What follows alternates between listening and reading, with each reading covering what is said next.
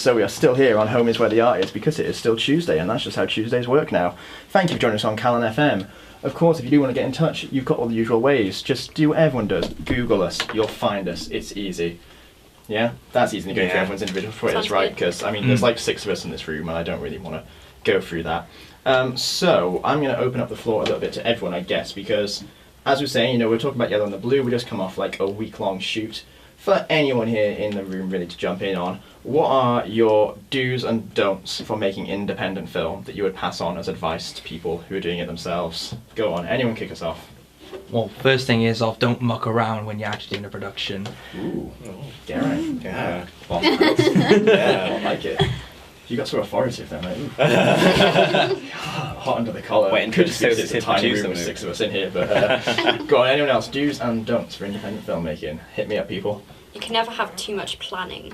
It's probably That's a good true. one. Yeah. Never too much planning.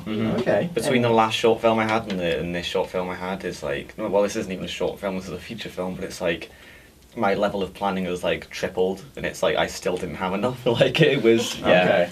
That's interesting. Actually, yeah, talking about the fact, because obviously, so for those who don't know, this film used to be called Love is Love. We tried to shoot it about 1.5 years ago, I guess. Yeah.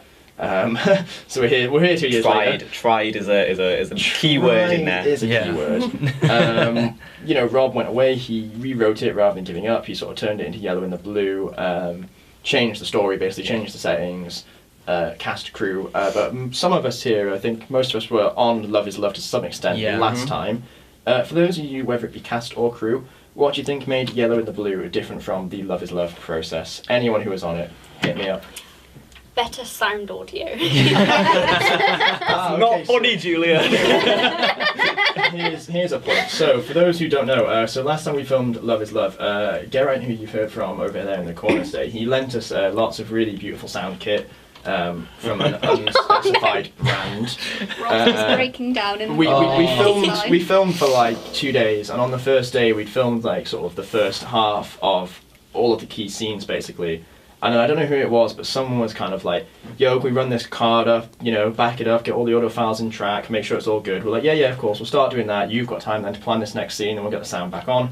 Whoever took the sound card sort of got it and was like, the sound hasn't been recording for the entire day. Bearing in mind that this happened about 2 scenes from finishing the entire film. Yeah, so then we had Geraint on the phone, and I remember hearing the phone conversation, and all I could kind of make out was you sort of going, Geraint, we did it this way, and Geraint just going, yeah, you did it wrong. I remember when I got the call, I was like, oh no. I have to admit, there was a lot more colourful language when we realised, but yeah, it was definitely we were not live on air at the time. No. Luckily. So that's that cheap shot from Julia explained. Sorry. One back, everyone, she's got sweaty feet once again.